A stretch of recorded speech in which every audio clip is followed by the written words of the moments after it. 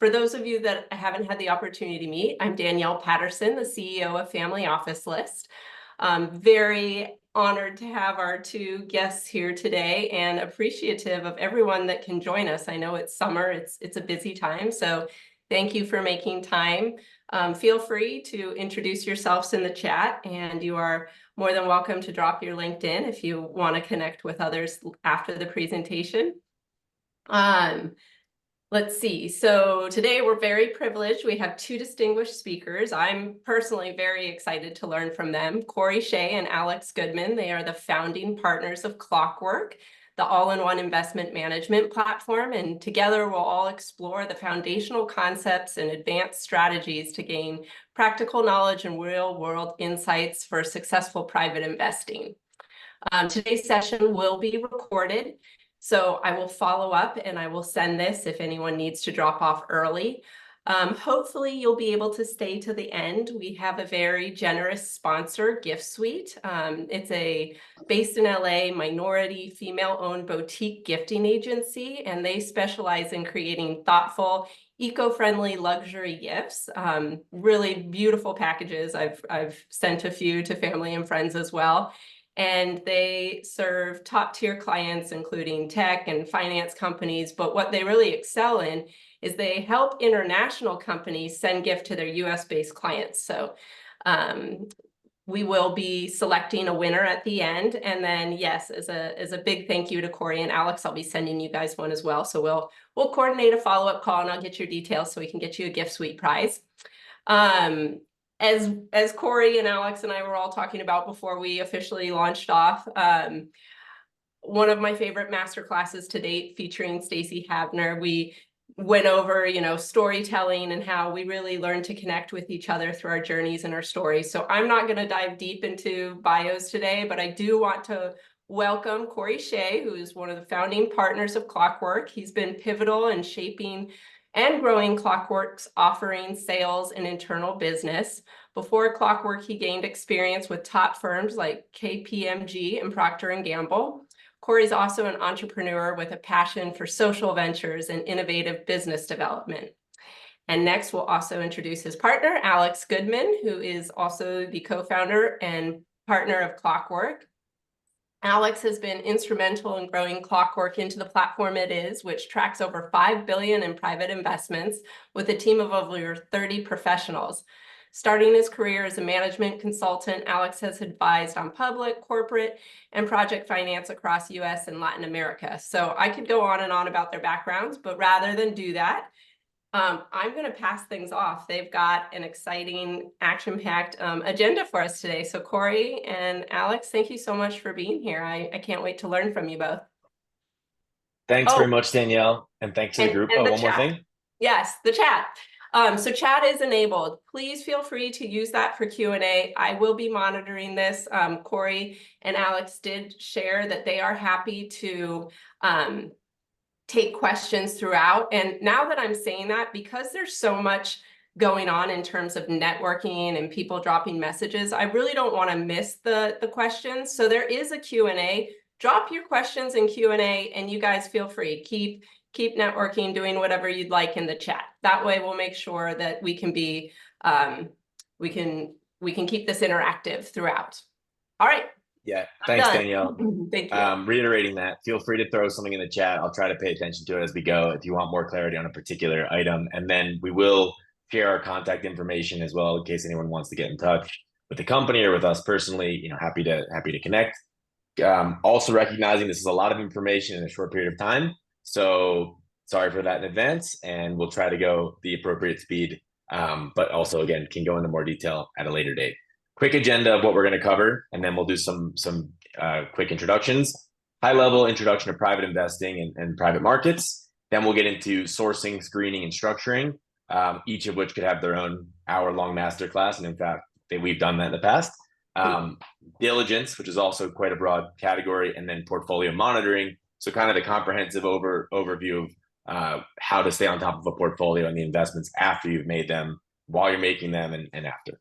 About us, so the number 5 billion has now gone up to 6 billion, which is a good sign, I think. We track a lot of assets, these days in the private space, totaling about 6,000 individual investments that we're monitoring. Again, when we say private, we're typically referring to non-stocks and publicly traded companies, but rather private companies, private funds, private projects. The transaction number, 60,000, is a reference to investments that have been made or money that's been received. So a lot of money movement going back and forth.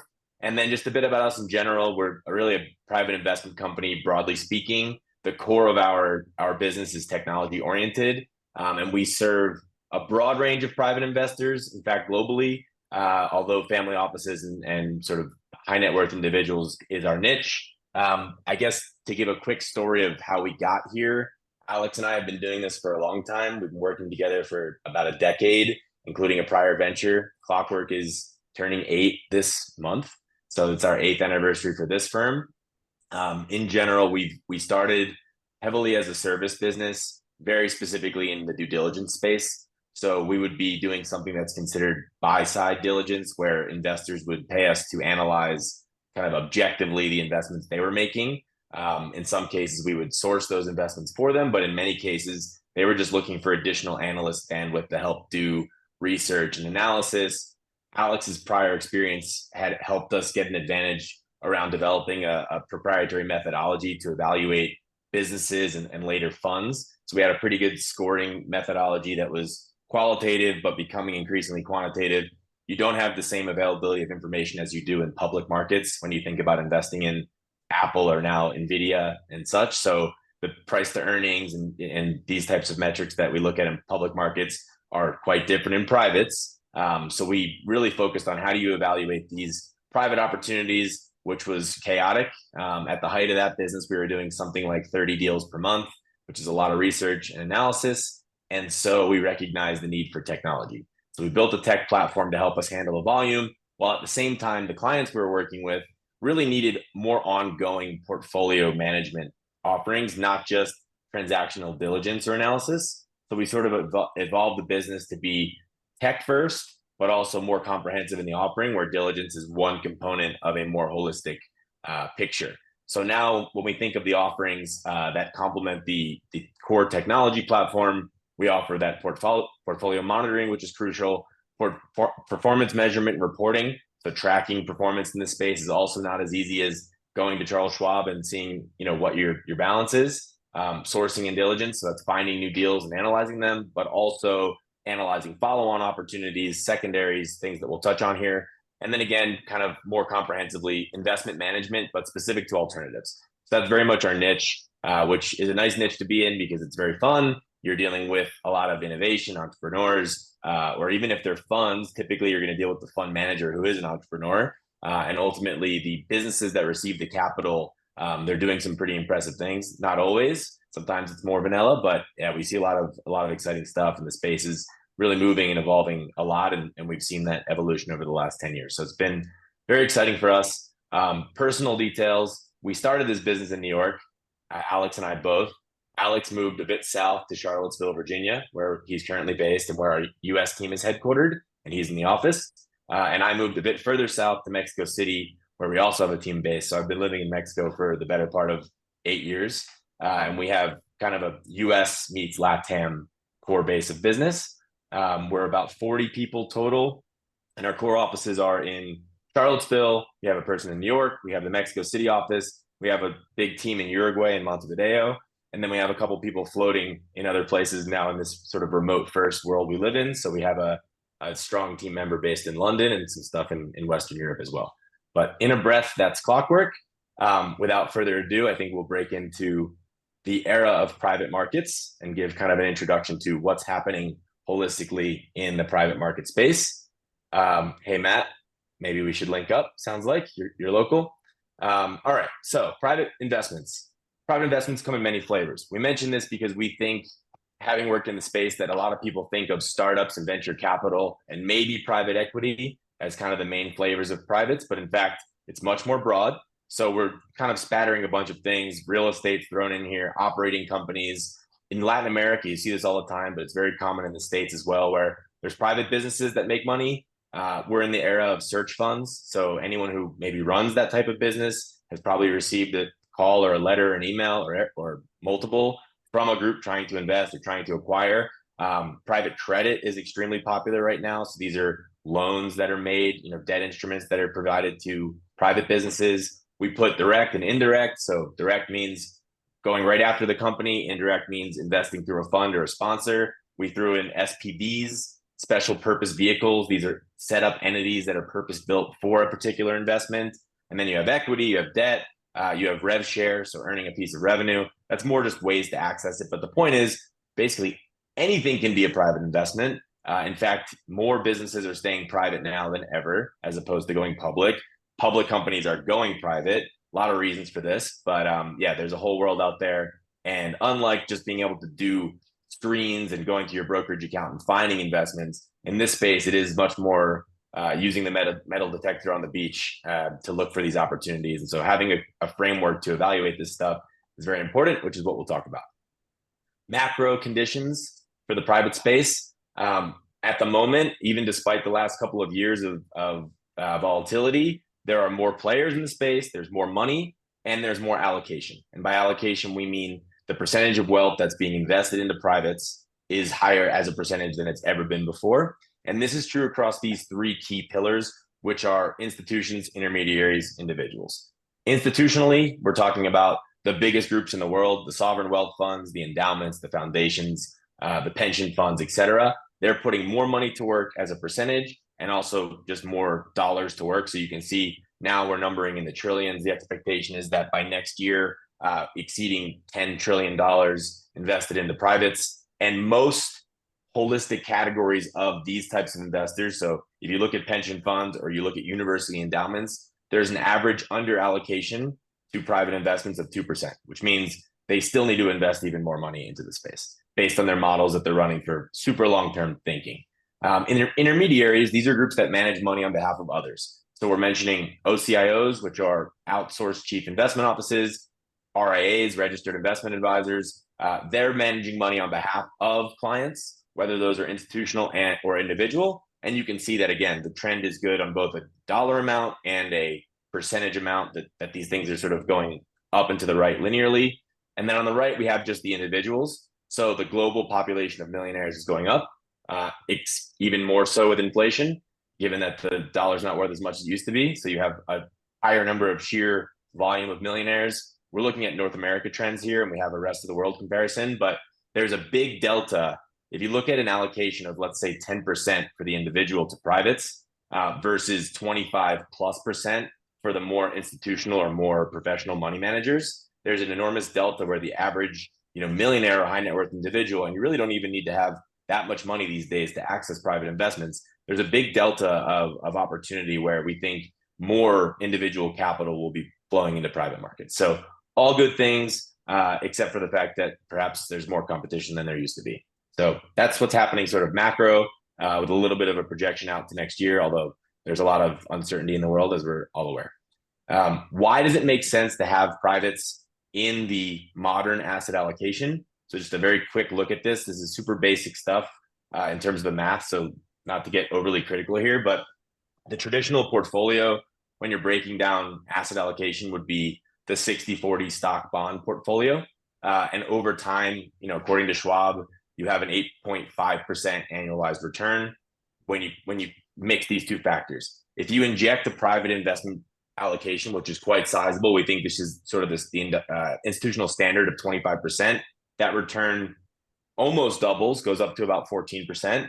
And then if you really go super heavy, so our clients, for example, because we live in the alternative space, our investors are more heavily exposed to privates. Even a 40% allocation is not out of the picture for us. We see plus 50% private allocations. We ourselves, as entrepreneurs with sizable stakes in private businesses, have above 40% allocations to privates. But you can see what happens here is that the return goes up to north of 15%, 17% roughly on an annualized basis. This is true from the portfolios that we monitor on behalf of our clients. Their returns are even in the 20s in many instances or higher. The other thing that's interesting about this, and you can see this stated by JP Morgan, UBS, the big wealth managers globally, they'll also analyze risk, not just return. and they can actually lower risk by including privates. Now, one of the reasons for this, without getting overly complicated, is that they're using Sharpe ratios, which is a measure of volatility, and private investments don't change price as often, so they are inherently less volatile. So it's a little bit of a cheat when you say it's less risky. Also, there's a liquidity factor here that's extremely important. So if you need the money, you might need it to be in a T-bill, or you might need it to be in a stock that you can readily sell, versus having money locked up in a private equity fund, a real estate property, a startup, an individual project. That's not cash. And so the reality of how of your needs, the objectives and constraints of the investor is important. What we're trying to show here is that the modern portfolio, we believe, should include some private investment as an asset allocation. And if you add, a considerable amount more, you can actually beat returns of the S&P plus bond kind of traditional mix. The other thing that we like to say is it's a defining pillar of your investment identity. So when you invest, just like you can choose stocks based on companies you like. So if you go to Starbucks a lot, you can buy stock in Starbucks, or you shop at Costco, you might buy stock in Costco, these types of things. You can make decisions based on what you want to do with your money. So whether that's supporting entrepreneurs, whether that's supporting innovation in certain categories, the whole theme of ESG, but actually applied to real businesses and real people that you can see the effect on your capital, is another aspect of this space that's not related to the quantitative side, but that's incredibly exciting. So with that in mind, how do private investments fit within the broader strategy and portfolios that you may have? So it is important to have some level of asset allocation understanding, and not just kind of haphazardly invest in privates without understanding the risk and the return and what you're looking for. We define it based on sort of two areas. One is the traditional market dimensions. So do you want this to be active or passive? Kind of the equivalent of having a property manager if you own a real estate property, or doing it yourself. In this case, you can invest through a fund and not do much other than receive reports, or you can invest in a company and be part-time investor, part-time therapist for the founder sometimes. Do you want to be growth or value? Do you want to invest in things that have extreme upside and extreme risk? So the 0 or 100, or do you want to be value investing? Do you want to make things that have a more sure likelihood of success, but you're never going to achieve these 10x multiples? You might double your money over 5 years. It's maybe going to be a more traditional established business. The risk reward trade-off's always there. Small cap or large cap, it's related. So you want to invest in really small stuff, or do you want to invest in big stuff? The bigger stuff will have a higher likelihood of not going down to 0, but you're not going to make as much money. The smaller stuff, you can see a crazy inflection point, but you're probably going to have a bumpy ride. It's going to take longer, and the likelihood that can go out of business, or a multitude of other risks are present there. And then specific considerations with private investing, again, direct or fund. So that's just a fundamental. We think probably the right attitude would be both. What you see a lot of investors doing for the first time is they'll invest in funds or sponsors and get to know their style, get to know the companies in the stomach of that fund, maybe have co-investment rights where they can go a little deeper in particular businesses where they have more of an interest or an understanding, or for the more seasoned investor, or for the family and friends investments, or the things that are really in your wheelhouse of expertise, direct investments as well.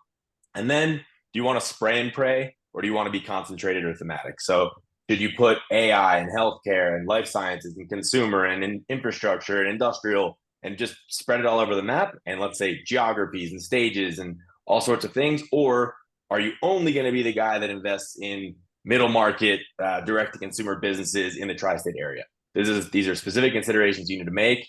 Not really a right answer, but having some general thesis will help you determine whether your decisions are right or wrong, not based on the results of those decisions, because this is a really crazy space and anything can happen. So we think that the process and the framework are more important than the actual results. And with that, we talk a bit about sourcing. All right. So to build the portfolio, you obviously have to source a lot of deal flow. In many ways, we believe that having robust deal flow and an active pipeline is likely the thing that sets your performance apart almost more than anything. You can't typically control the outcomes of how these companies or investments will perform over time. But by having a good, clear knowledge of what you're looking to do, again, Cory mentioned your goals and objectives, your constraints. If you understand what's motivating you around the portfolio, then you know what kinds of things you need to source and why you would be looking for certain types of investments to fill out your, your activity. So here, qualitatively, kind of like, we look at this as like, why do this? What are your motivating factors? Are you trying to support, founders, friends, family, make an impact? Are you looking at this more technically as a means of balancing a portfolio or a broader investment program that you might have within your family office?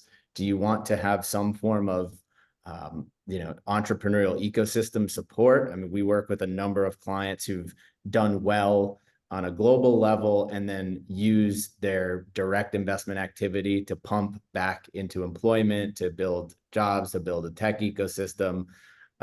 There's a lot of ways in which you can act your values through investing. And so we live and breathe that. Related to that might be driving innovation, playing a role in an exciting trend, an exciting growing ecosystem, exciting growing industry, so on and so forth. A big one that we see, especially with privates, and depending on the amount of assets you have to put at risk to invest, there's a tremendous firsthand learning that can be gained from doing private investments, whether that's going direct into companies, having a seat on a board, being inside, getting a view of information that you don't really get in the public market context, or it's being in a fund and learning from what they do, the materials they send you, how they underwrite, how they evaluate. The learning part of privates can't be understated. And broadly speaking, we find that one of the reasons to do privates is that it actually also makes you a better public market investor because of all of those factors I just described, the insights you get, the information access, the fact that information rights are very different in what's allowed to be shared among participants in a company on the private side versus a public side. And all of that serves to, enhance your own market knowledge. Again, we mentioned supporting local entrepreneurs, so support the community. Of course, do this with the aim of having some form of economic return. That can sometimes be a spectrum, and different investments have a different rationale for what you're trying to gain from those. So I think all of this is to say, also have fun with it. We think investing's a ride and we love it. So we're in this every day. But when you go into building this part of your investment activity, you really do want to be clear on your objectives, your time horizons, and why you're doing it. Because a lot of these private investments can turn out differently than expected. And as we said, there's a lot less control in many instances unless you're operationally involved. And therefore, you've got to enjoy the ride. So motivation's key. And with that, we can go to the next slide. How do you find deals? I think we're approached a lot about this. A handful of clients we work with actually expect that we will help provide organization of lots of opportunities that we're seeing through and across our ecosystem. One of our advantages of taking a digital approach is that there's a lot of pipeline out there and a lot of people raising capital across all the different asset classes. And as we've said, these things they're not really constrained by geography, stage, industry, and all these other factors. So that all said, you do need to go out and look. And some of this is how active do you want to be in sourcing opportunities yourself? So kind of like having a theme, a thesis, a motivating factor that drives you to go out and get opportunities. Or do you sit back, open the doors, have a presence, and receive inbounds? Regardless, these tiles kind of indicate a number of the most common places we see successful private investors finding opportunities. So affinity groups, there's meetups, there's angel networks, there's industry groups, trade associations. All of that involves networking, and the networking can often lead to deal flow, especially if you're looking for it.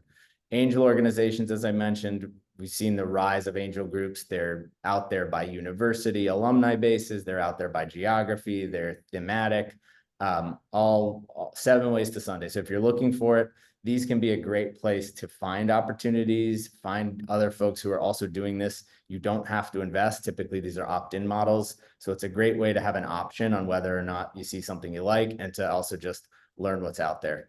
Obviously, your friends are a key category, newsletters, how you stay on top of trends that might inform a thesis or an industry that you're eager to get exposure to, events, cold outreach, co-investors. We really like the co-investor bucket.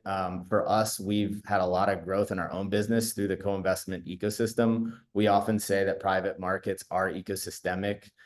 You get on a cap table, you are with people who know a particular space or a particular company type, and that might lead you to investing in others.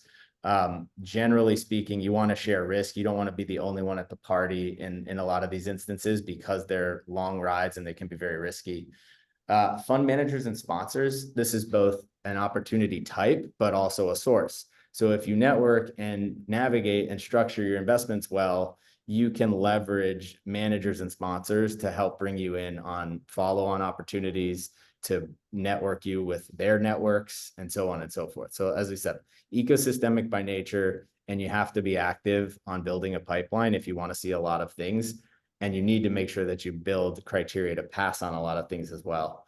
The last line we mentioned, inbounds, deal communities, accelerators and incubators, if you're looking at stuff that's early stage in nature, and then subject matter experts. So generally speaking, Clockwork from inception, we've always loved the subject matter expert. That takes many different forms, but those are people who really deeply know a space or a domain, and they're trusted in many cases.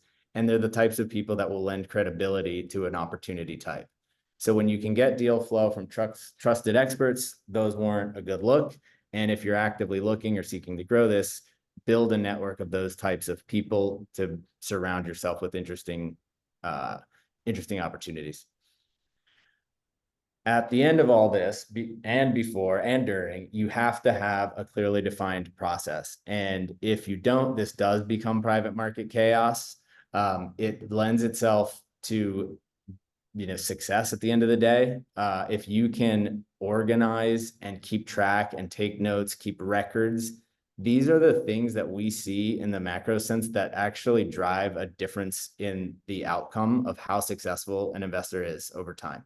You can certainly get lucky, and that's one way to play it. But for the most part, you need to have a goal in mind, as we said, when you go into making and forming an investment. It's got to be underpinned by a thesis. You might have a broader thesis for your entire portfolio, but know what that is. And this whole flow here can be as formal or not as is relevant or appropriate for you, but these are just general best practices.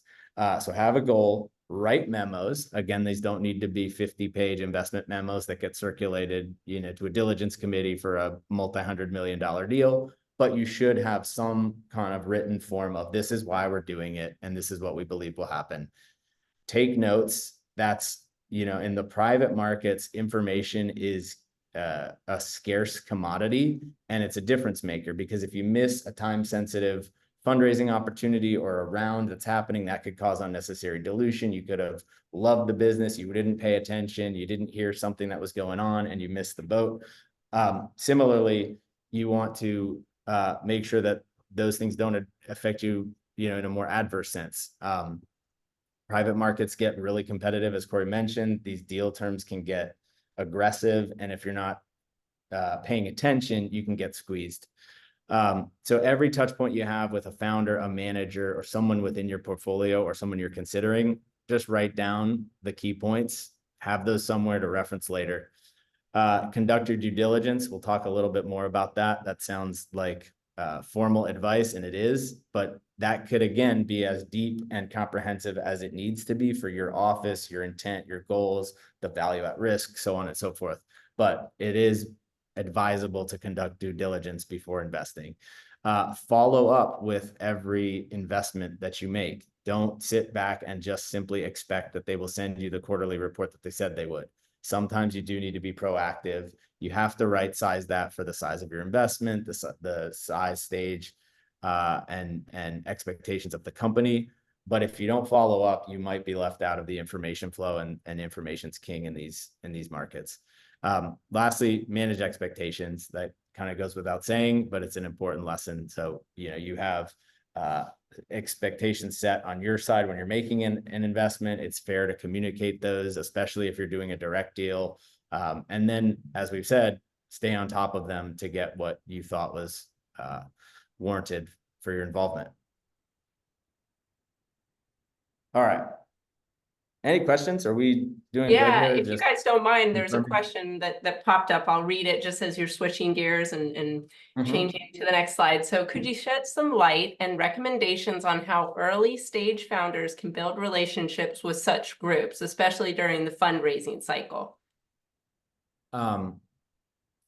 So I don't know what such groups entail unless it's just kind of like generally referencing that slide.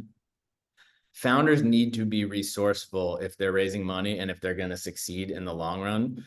So if they don't know to go to an angel group, I mean, one of the first things you can do is kind of instruct them on like where that might be available to them. Again, like over the years that we've been in this space, like there are literally an angel group for every category. So that's by industry. There's different angel groups and sites for stages, industries, alumni networks. It's kind of like the adage of like reach out to an alum in your, network to get your first job. For us in the entrepreneurial world, it was like the alums from your school should be your first calls for angel investment or for capital.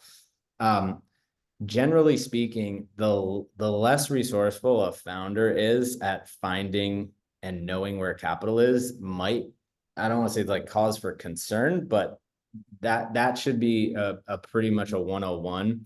The other thing we like to see is that they've tried to network or raise money from friends and family. If you don't pitch and bring in those close contacts, it does say something about how confident or not you are in what you're doing. And those are also the easiest people to pitch in many instances. So that's usually a red flag if they won't do that or haven't done that.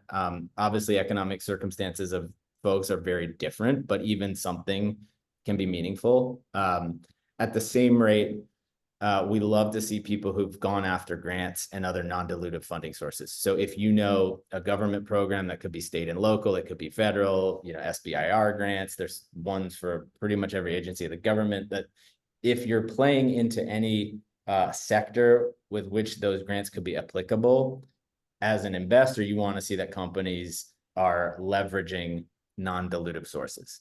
Even in the fund world, there's a lot of public resources available for different types of funds, which provide, in some ways, like concessionary models that create advantage for the commercial investors in those instances. So if a manager's pitching you and they have a particular angle towards one of those things, you want to make sure that they're well-resourced and well-networked in, strategic sources of capital that might not be as dilutive as others. So I don't know if that exactly answers your question. It's like kind of a lot, but the founders need to be able to find where to go. And if you should point them in the right direction, open a door, be a friend, an advisor, an advocate. Well, Cory, yeah, do you Alex, have let me to just add let me to just that? jump in there. Yeah, Alex is saying be resourceful and kind of consider all the options available and go after them concurrently. So that's angel groups, grants, etc. But also, I think warm is always better than cold. So if you can get an introduction or get to know someone, it might be like a hobby or even socially, and get your way in rather than pitching them cold, that's going to make a difference. If the intro comes with a work context, it's better, but it doesn't always have to. And then I think there was a part of the question that referred specifically to the fundraising, especially during the fundraising cycle. That's definitely wrong. You want to do this always, way before you need money. So the idea that you're meeting up with people and having a coffee and giving them updates on the business and your ideas and what you're thinking, such that they're familiarized with you and the business and the progress. And as the story gets better and then you're finally ready to raise money, they may actually offer to invest in you before you even get to that stage. Like this has happened. I mean, let me know when you guys are raising money. We've done this to people. They've done this to us. So I think like the constant networking is extremely important. Yeah, not everybody has a family office on speed dial. We get that. But yeah, the networking aspect is huge. And I think starting as soon as possible to have those relationships is critical. And then as Alex mentioned, considering all options, because ultimately where there's a will, there's a way, and you should be able to figure it out, even if it's, minimal capital in the beginning and continues to kind of grow from there. Awesome. Great question. Great answers. Alex, back to screening. All right, let's keep moving. Yep. So just to illustrate, simplifying the investment life cycle, this is something we think about a lot within the, the scope of what Clockwork does. Like we really try to be relevant through the, top of funnel sourcing, aggregating content and deal flow, and all the way through when you're hopefully exiting. And those are up into the right situations, not goose eggs. But there's a lot that goes into each of these phases. And so if you really want to have a robust portfolio, you've got to have a robust pipeline. So at the far left, the inbounds and outreach, that's kind of what we were just talking about. Understanding the motivators, that's going to drive where and why you're going there. Understand the types of places in which you might be sourcing activity, and then make sure it's a fit with those criteria. So it is good to set parameters. You should have some goals. You should potentially have an asset allocation and a target for the different types of asset classes, investment types, the profiles of those investments, the industries and exposures, correlating risk factors. All of that needs to kind of like inform how and where and how much you're sourcing deal flow. But ultimately, like this is the path you want to see. In reality, while we've got these kind of narrow, the funnel would be really like more exaggerated. You're going to have a lot more of a aperture on the left, the inbounds and outreach. You want to see a lot of things. You want to pass on a bunch of stuff, and then you're going to move it through the pitch phase. You're going to move a smaller number through diligence, where you're actually spending time on understanding a business or a fund. You're going to get on calls, have them share materials with you, sign NDAs, like all of that stuff. Then you have a smaller number of deals. A subset of those you're really monitoring through a longer period of time, to see what happens. And at the end, the exits, hopefully there are many, but oftentimes it's far fewer than, the number of things you screened to get to that point. So again, just an illustration. Here's a more detailed kind of graphical of the selection process that we've used and iterated upon for years at Clockwork. This isn't to say this is like how it always works, but just to give a sense of really like what happens and at least for us, like how we view this. So we always take in referrals. This is that sort of like inbound and outbound, but you have a handful of things that you're already kind of warm about. So that those are going to fall into some level of pre-selection. You're going to have intro conversations. These could come from all different places, as we've said, but you've got to see if that fits the general smell test for what you're trying to do. If it doesn't, take a pass. These folks are fundraising. They're going to have to kiss a lot of frogs. They have to have a lot of conversations to raise money, and it's okay to say no. In our world, on the entrepreneurial side, a no is the second best answer you can get. Yes being the best, no being better than the long drawn out maybe or no answer, or the ghosting, which happens far too often. So really, out of respect for the person pitching you or raising money, tell them directly if it's not a fit and move on. But after that point, you've got initial screening, which is, a handful of more deeper dives about the opportunity. This is still really before, in our world, typically like before a deep, formal pitch. And the pitch then becomes the place in which you're expressing like, we're pretty interested in this based on what you're doing. We want to hear more. We want to have you go through the whole presentation. We've reviewed it to some extent. We've shared it with our advisors, our investment committee, our team, the, people involved in decision making. And so now we want to actually use your time and hours to further vet this. So that's kind of like crosses that first threshold. And again, if it's not a fit, pass. Or you have them pitch it, you learn what they're all about, you see some of the inner workings, and it's a yes or no at the end of the day. Selection and Q&A, this kind of leads you into a much more deeper process that's like the early phases of due diligence. This is largely going to be still around the investment diligence and the investment decision. So like the things around the industry, the market, the team, the overall climate, and whether or not the investment represents a good decision. That's a little different than when you get into full diligence, which is more nitty gritty operational.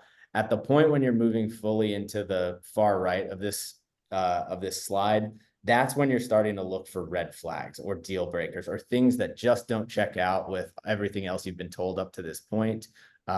Maybe you find certain, legal items that creep up, or you look at the cap table and you realize it's just too cluttered. There's a key investor that that's a bad apple, this, that, or the other. The list of things that can get uncovered in diligence is very long, and that's why it's a long, arduous process.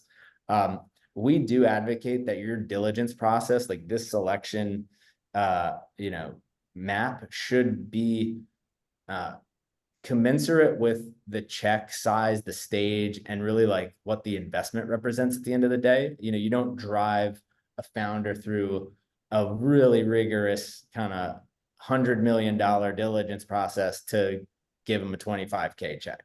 And of course, this is all relative because people are working with different amounts, and what's significant to one is different than another. But you do have to have some semblance of like what's appropriate for what you're intending to do. At the end of the day, invest or don't invest, and it's kind of like go with it, go along, or provide a pass. And as I reiterate, like we advocate, it's really good to be direct with people pitching you, whether if it's not a fit, just tell them. It's not going to hurt their feelings, or it shouldn't. They've got to get used to that. And, onward. Alex, you pretty much answered that question. Margaret Wong asked, how long on average does it take you to complete due diligence? And I think you explained it's a process and probably varies on the check size. 2 to 6 to 8 weeks. And 8 weeks being like really big investments, you're going through tons of documentation, legal, investment memorandums, like the whole 9 yards. And the smaller direct deal, you kind of like know it's going to be high risk. There's not a ton of operational information to review. The data room is going to be relatively limited and sparse with what's there. You've got to take, your best gut feeling of what's there, what they've told you, and what are the prospects. And so, don't do overkill, because you can spend a lot of time on this. At the end of the day, you got to right size that. So some intuition is needed, and some of that's formed over, having reps at all this. Well, and I guess just one quick point on that, on the timeline from the founder perspective, you definitely don't want to wait until everything is perfect to start pitching and getting diligence, because by then, these things always take longer, and then getting the right meeting, you're dealing with investors who are extremely busy. So the same point about kind of always be networking, just as ready as it is at that moment is enough, and then you'll always perfect it. You go through the diligence process, they should give you feedback, you should see what you're missing, and those are things to adjust. But I think that's kind of a constant building the bicycle as you're riding it analogy. And because diligence is quite fluid in a lot of cases. You may meet someone and it might not be a good time for them because something's happening in their life where they don't have liquidity, or they're not making investments for something that has nothing to do with you. So better to make the touch point now and then see them again in 6 months or 9 months when they maybe are more open-minded to considering it. And so I think also having thick skin is relevant there, because you're going to get an extreme number of no's and being ignored. That's more founder advice than investor advice. I'll read one question too before we dive into our next slide. It's not really related to what we've spoken about, but does Clockwork investment management software work for any other type of investing, such as public equity or other public markets? Yeah, thank you. So we're alternatives first, but we of course can't ignore the vast majority of other investments that exist. So generally speaking, it's for investors that have alternatives, but yes, also can track the traditional assets from public equities, cash, fixed income, etc. It's quite flexible. People are tracking collectibles, vehicles, cash they have stuffed in their sofa, so on and so forth. So short answer is yes, we can pretty much track everything. Awesome, thank you. And also, Alex, I'm just keeping a note on time, and we have structuring. So I don't know if maybe we should go through all pretty fast through this. This is an example of like what's in a data room, and this is oriented towards if you're looking at a company. This list of what needs to be included if you're evaluating a fund is going to be a little different. The idea is that you should have some sort of checklist, or someone you're working with or someone that's managing the investment ought to have a due diligence checklist. And that needs to be robust, because at the end of the day, this is where you're entrusting, the funds with the manager or the founder, and that's got to pan out, and you've got to read all the fine print. Well, I should say you don't have to, but if you don't, that's on you. So look for holes. Those could be glaring. Those could be red flags in their own right. Maybe they just forgot to put something in there, and it's as simple as, they're doing this as they go, and you're being constructive in that process. In some ways, though, the raise, whether it's a fund or a company, is represented to a degree by the data room. It's sort of like a reflection of everything that's going on within the business or the fund. And so you need to see everything there, and the things that are glaring. If they're not there, if they don't have them, if they're creating stuff and it's truly like on the fly, use your judgment. But a lot of this you want to see, tick and tide as you go through it. All right, we can keep moving. Structuring, again, Cory mentioned at the beginning of this that we often will deliver all this content over a longer period of segments. And so we've kind of smashed a bunch of things together. At the end of the day, structuring is like, as you go through diligence, as you're working through what's available, sometimes you're just a market participant and there's an offering on the table. It's take it or leave it. We're raising at this price. We're a fund. We have $1 million left. This is the fee structure. That's that. But oftentimes there are ways in which you can get involved, and you want to be aware of the different structures of offerings that are out there. So here's a handful of the instruments that we see a lot. Some of these, as I mentioned, have room and levers for different economics to be associated with them. Sometimes you have a chance to negotiate for those. Sometimes you don't. This is, again, largely oriented towards the startup world in this slide. The handful of different structures for funds, it's a little bit more of a limited menu. That's in some ways why funds are advantageous relative to startups. It's the more standard offering. But without listing all of them, this is a good smattering of the instruments that we see a lot of. Valuation. There's a lot of approaches to this. Danielle, if you found there's interest among your community, like we could do a whole session on how do you get to a number. These are the commonly accepted methodologies. So comps and exit values, discounted cash flows, which again, depending on what stage the company is at, wildly different. This is also oriented towards private companies more so than funds. Scorecarding, there's a whole world of different methods and benchmarks that are used to do scorecarding, dilution based being the last one. So at the end of the day, you're trading money for equity. Founders are raising capital and giving away upside. And there's always kind of a balance of they need to have enough round by round to stay highly motivated. And that's kind of the idea here. So dilution based valuation does form one end of how you need to look at this. Certainly the issuers are thinking about that number constantly unless they have no other options. Yeah, we could do a masterclass just on that. And I was kind of alluding to this slide as I was jumping into the structuring bit, but again, sometimes through the process, you create the opportunity to actually negotiate for something. And all of a sudden, there's a lot of different means at your fingertips that aren't always just purely valuation based. So a lot of times we see with the, people who are just getting into this, a focus on price. I want to buy low and sell high. I want to get in at the cheapest valuation that I can possibly push for.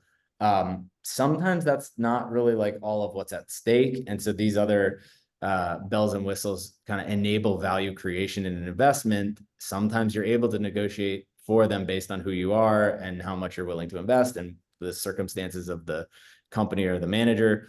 At the end of the day, if you can understand how these work, there's a lot of added value that's not just purely like what price did you come in at, and warrants, advisory grants. Are you going to put time towards this? Do you sit farther up with some sort of guaranteed, preference on liquidation? There's valuation caps if these instruments are convertible, discounts, interest rates. Then on the fund side, the last two are sort of like, can you negotiate for any form of co-investment right? We see this a lot as a ways to, it's a way to effectively reduce kind of the all-in management fee that you might be paying on a fund. And with that, you can also buy, in a sense, more information rights. You might be able to gain a seat on some form of limited partner advisory committee or some other body that's like that. The idea is that you can, in certain instances, get a little more, and it's not always just about the valuation at the end of the day. All right. And So I'll get into diligence here, very super speed version. But one other thing, just on this last note, sometimes we talk about kind of the do's and don'ts of being a private investor. We've seen a lot of really good behaviors and a lot of bad behaviors. And I'd say one thing is, especially for the early stage stuff, but in general in private markets, you're very much along for the ride in a lot of these instances. So these are some of the provisions that help, you know, make that a little bit easier, perhaps. But if you're going to be sort of a bad behavior in the beginning and really haggle on valuation, you might get in at a great price, but then the long-term relationship with that manager or that founder is not going to be great, and they will find a way to make things worse for you over the long term of the investment. So that's another reason why valuation is not everything, because each round or each investment class comes with its own bunch of provisions. So if the next investor that invests after you, even if the valuation is higher, you think, oh, I'm getting a better deal. You're going to be diluted as a result of them still selling more shares, but also they may have a liquidation preference of 2x, which says that that investor needs to get twice their money back before you get a dime.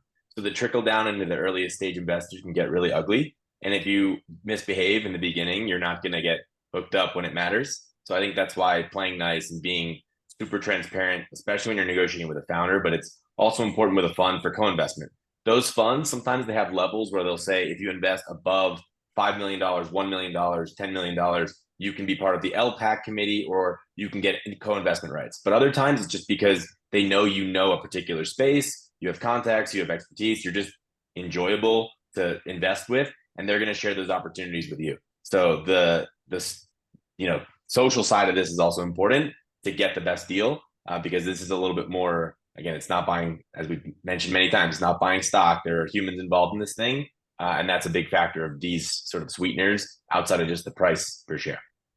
A lot of Okay. psychology involved. And I know you want to jump right into due diligence really quick before we move from valuation. Which valuation methods do you put more weight on? It really depends on the stage and availability of information. Comps and exits is probably the absolute best. If you had to pick one, that's transcends all stages and sizes. Availability of information is obviously key, but that's probably the best, find apples to apples, see what, a like company recently sold for.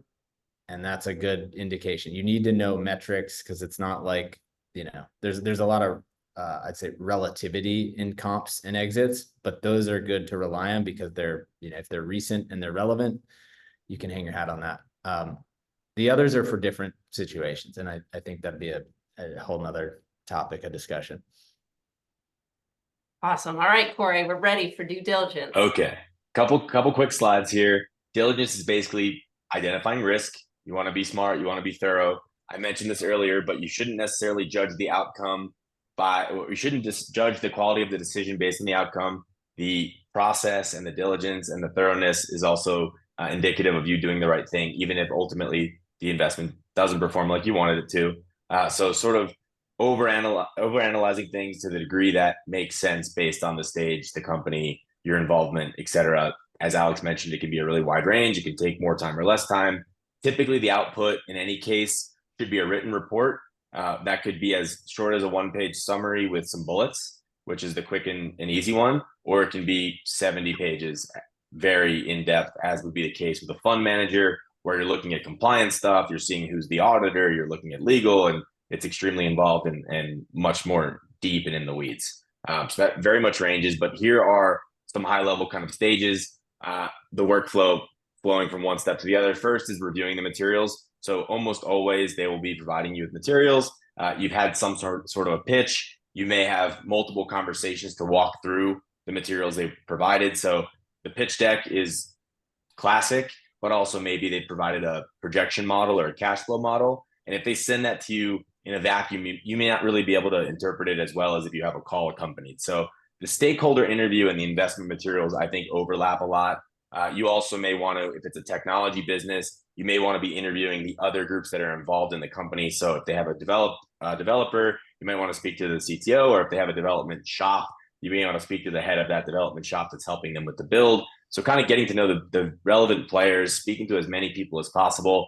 I think, Alex, you mentioned this point, but this whole thing has to be right-sized based on the stage and based on the check size. So if you're writing a check that's not overly significant for that company at that stage, you really should keep your asks as reasonable and minimal as possible. You want to know as much information as you can get, but you also don't want to screw them over on their time. So it's really important that you keep this kind of moderated and reasonable. But okay, reviewing stuff, data room, etc., speaking to a ton of people, really getting to know if you can bet on that person, because at the end of the day, private investments have a lot to do with the people behind it, almost always.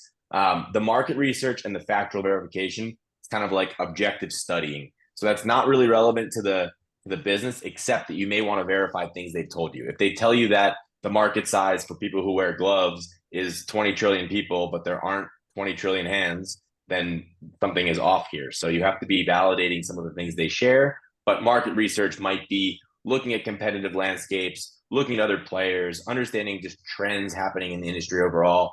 That starts to get a sense of how big the opportunity can be, but it also validates the type of information that the seller is presenting, whether it's a fund or a company or a real estate project, to understand if they're telling the truth, whether they mean to or not. It could be just negligence or it could be deliberate. So there's a lot of like that third, you can just validate the stuff on your own.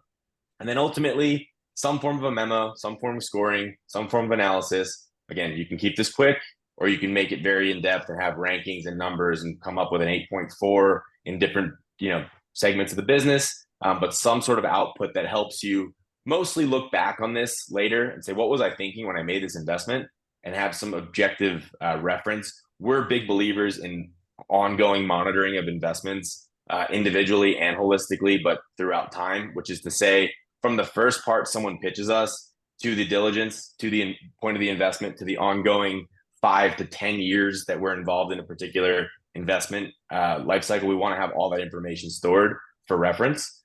So this is an output that you can store and keep in mind. And then feedback is basically just getting back to the group. You don't want to lead them on, you don't want to ghost them as much as possible. If you're willing to share even the diligence report, that can be extremely helpful for someone to understand, how you evaluated the opportunity and why you passed, or why you said yes, but what risk areas you identified or which negatives you identified. That can sometimes you don't want to do that, or it can be a hard conversation to have. So maybe just a phone call letting them know high level points, or an email saying thanks but no thanks. All those things are good. What's not good is never getting back to them and then them having no idea where you stand, and it will not benefit you over the long term. That's proven out time and time again. So closing the loop, very important. And then in terms of evaluation, so again, you can sort of put this into whatever format you want. The traditional would be a long form diligence report or one page diligence report. If it's company specific, in this case, you're analyzing things like the team, their backgrounds, functional skill sets. If it's a technology business and they don't have a tech person on the team, probably not a great fit. If it's a legal tech business and the founders are a lawyer and a technology background, sounds reasonable, those types of things, but also how much you like them, how much you believe in them. These things are all very personal. The problem and the opportunity they're solving. So is it a real problem? Is there a real opportunity? And then the context. Could be a real problem that's tiny, or it could be a real problem in a very fragmented market of a lot of different alternatives. Maybe there's an opportunity there. The business model. So ultimately, how will they make money? For some businesses, let's say Instagram is a classic example. They didn't really have their business model figured out, and they made a ton of money because Facebook came and acquired them. I mean, that's 1 in a million. So we're more conservative in the way we think about things. They should have at least an idea of a business model, even if today it's not quite viable, but for their ability to say, these are our 3 revenue streams. 1, we think we can turn on when X happens, 2 and 3 are in the medium term. I mean, that kind of thinking and being able to put some numbers on a piece of paper. Potential for scale. Similarly, it's really about structuring the investment for the scale. So it doesn't need to be the biggest thing in the world. But if it's not, you shouldn't put maybe venture capital into it, and you should try to do some other structure. The tech, if it is tech-based, looking into the weeds as much as you're capable, or at least seeing the technology over a demo, and then other elements that may be more in-depth if they're relevant for you. So digging into the financials, especially for later stage businesses. Do they carry debt? What's their burn rate? Is the business profitable? How's the growth? What are the unit economics? What's the client retention? These types of things. Social impact, extremely relevant for a lot of investors. So what is the impact you're looking for? Do they have it? How are they measuring it? What are the plans? And then legal stuff. A lot of times we see weird structures where people are like doing multiple things and there's some other ownership, or maybe there's some international implications. So understanding legal, all important. So that's kind of to get a sense of like, is this company solid, viable? Is there a good opportunity? Then the investment opportunity. So you can have the best company in the world at the wrong price. It's a bad investment. So you have to look at the terms. You have to look at the cap table, which is who owns the business. How is that structured? How much money are they raising? Is that relevant for the stage they're at? What's the price? And then what's the deal structured? Is it equity? Is it debt? Is it revenue share? Does it have those sweeteners? So on and so forth. And then again, factual verification. Is the information they provided true? We used to just have a separate section where we would just say, hey, these things were factually inaccurate. Think what you want. But I mean, that's definitely a yellow flag, if not a red flag, if they're putting out false information. So this can go way in the weeds, or it can be kind of just fill in literally a couple bullets of each of these boxes. You can put a score on it if you want to, but this should give you a holistic assessment of any potential investment opportunity.